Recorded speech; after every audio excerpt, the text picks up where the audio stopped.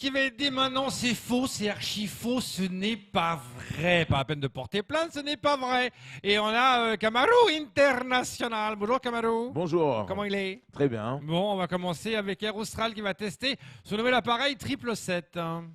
Exactement, après des tentatives de Dreamliner, de 10 de Dreamliner, ça, ben oui, ils en ont rêvé, hein, Air Austral.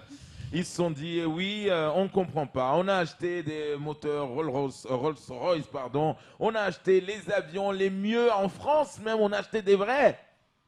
Ils ont dit non, ça ne marche pas. Et là, on nous a dit, ils avaient un avion comme ça, là, un Mickey Mouse comme ça qu'ils avaient caché quelque part. Ouais, un 777 300 ER.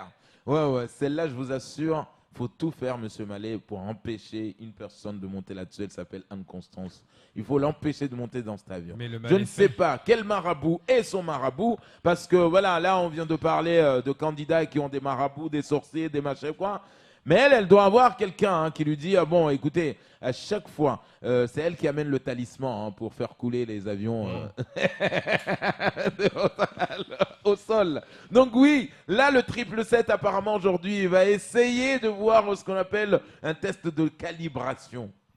Vous êtes déjà calibrés, les gars. Ouais. Donc, mais bon, allez, on fait plus confiance à Ewan. Avec Ewan, ça va. Le mec, c'est pas un gros avion avec deux moteurs et on arrive à destination. Austral, on a du mal. Hein. Ouais. On va parler maintenant des 30 000 logements de la CIM. Ouais, vous avez vu les 30 000 logements. Hein. La CIM, ils nous ont déployé leurs moyens. Voilà, un truc de dingue.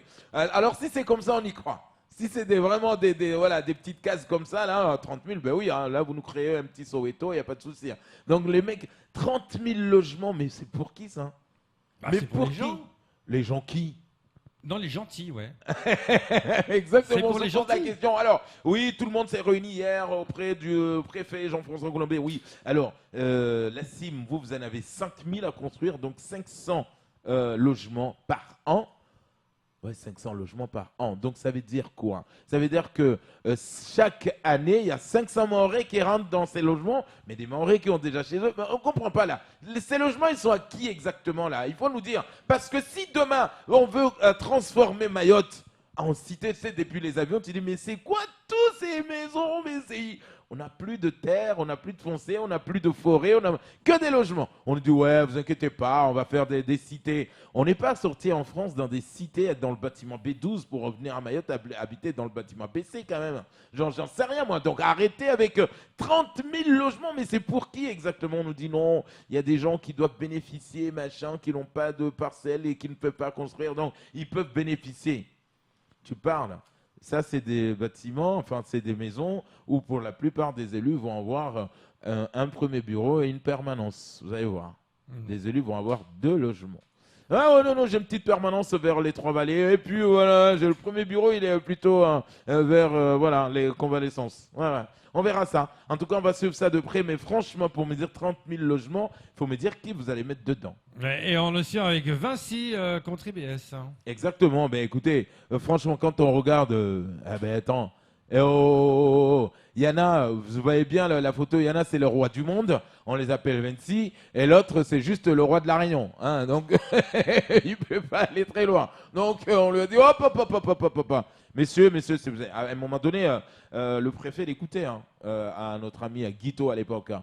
Ouais, non, il ne peut pas accepter comme ça là. On lui a dit, hop, c'est Vinci. Hein. Vous connaissez Vinci, Guito? Non, mais c'est le roi du monde. Les rois du monde. Non, vous les connaissez ça? Ouais, mais c'est eux, c'est Vinci. Donc, ils veulent passer chez vous pour aller chez eux.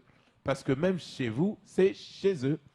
Et le préfet, il est obligé. Hein. Il a dit, moi, je peux pas. Hein. Contre la Fage, contre machin, contre Eiffage, contre machin, contre Bouygues, tout ça. Hein. Bref, vous avez vu ce qui est arrivé à Bavie, Guito? Voilà, maintenant, ok, pardon? Oui, c'est ça, on se la ferme, c'est ça. Ah, mais écoutez, monsieur Guito, acceptez que Vinci passe chez vous, parce que même en passant chez vous, peut-être qu'il laissera tomber quelques sacs de dollars. Voilà. Et Guito, il a dit non, c'est un réunionnais. Non, je ne suis pas un Mahorais, je ne vais pas accepter comme ça facilement. Hein. Ah ouais, donc ils n'ont pas accepté. Et on parle de Gilles Albou, qui est la star de la rentrée. Ouais, vous avez vu ça, ce mec. Depuis la rentrée, on parle que de Gilles Albou, quoi. Le mec, il est partout. Ouais, il a fait ses vœux, il a fait je sais pas quoi, il veut une école je sais pas quoi. Oui, une école de sciences, une école de médecins, une école d'excellence, et le mec, il y a le directeur de cabinet, là, il est fatigué de le suivre, quoi. Il n'avait pas ce rythme, tu sais, monsieur Didier Corré. Et il voit un Gilles Albouk, là, eh viens, on va à Bouigny, on va inaugurer un collège. Eh viens, on va à Mtsamboro, on va à lycée d'or. Eh viens, on va ci, on va ça, on va ça. Et le mec, il dit, oh, à un moment donné, mais c'est la star, Gilles Albouk. Il a dit, ah ben oui, ah, tout le monde, tous les Mahorais vont devenir des mathématiciens. Hein. Ah oui, oui, oui, non, non, avec moi, c'est l'excellence. Ouais. Donc là, il va à fond. Le préfet lui a dit, mais dis donc, tu me dépasses là. J'ai vu tes likes sur Facebook. Oh, popo albou. Et le préfet lui parlait comme ça. Genre, ils sont retrouvés dans leur bureau. Tu sais, quand ils sont dans leur bureau, ils se parlent comme toi et moi, tu vois. Donc, et le préfet colombien qui était là, Gilles, franchement, franchement, tu es un bon Gilles. Hein? Ah là là, et maintenant c'est l'heure de recevoir le président du parti du MDR. Oui, sans la perruque ce matin, puisque la perruque s'était envolée hier avec les vents forts. Ouais. Ah ben oui, hier le vent il est rentré dans le plateau. Monsieur le Président, bonjour. Bonjour Monsieur Léonard Rodier, merci vous m'avez pas donné le bon discours ce matin, mais bon c'est pas Vous grave. recrutez un exorciste. Exactement, alors si tous les candidats de Mayotte ont un sorcier, un marabout, un fundi, ben moi, en tout cas dans notre parti MDR, Mort de Rire, nous cherchons un exorciste. Vous allez comprendre pourquoi un exorciste, parce que oui, tous ces candidats nous jalousent au parti MDR. Oui, parce qu'ils n'arrivent pas à rire, c'est des coincés, c'est des mecs, voilà, ils n'ont rien à faire dans la vie, ils veulent juste être maire pour être maire et pour continuer à manger. Donc nous, au parti MDR, vu que nous avons, ben oui, le rire, on se dit bonjour avec le rire, donc ils nous jalousent, donc ils vont nous marabouter forcément. Donc qu'est-ce qu'il nous faut? Il nous faut un exorciste. Oui, parce qu'on a été maraboutés, on nous a envoyés partout. On a vu, hein, il y a des mecs qui ont enterré une chèvre enceinte avec le Coran dans la bouche. Voilà. Donc en disant, ouais, qu'ils perdent, ouais, on va perdre. Donc il y a des gens, oui, parce qu'il y a des gens qui ont ramassé même des cheveux dans les salons de coiffure pour aller les enterrer juste sur le chemin quand on va aller dans les urnes. Des cheveux de femmes. Sauf que ce n'étaient pas des vrais cheveux.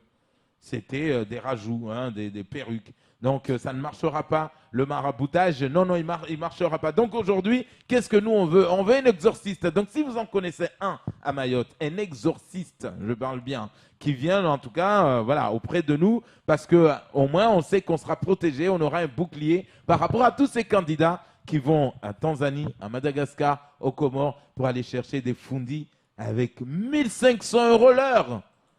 Franchement, les mecs, vos comptes de campagne, il faut les justifier là, les gars. On verra bien en tout cas, parce qu'il y a des candidats, moi je les soupçonne. Hein.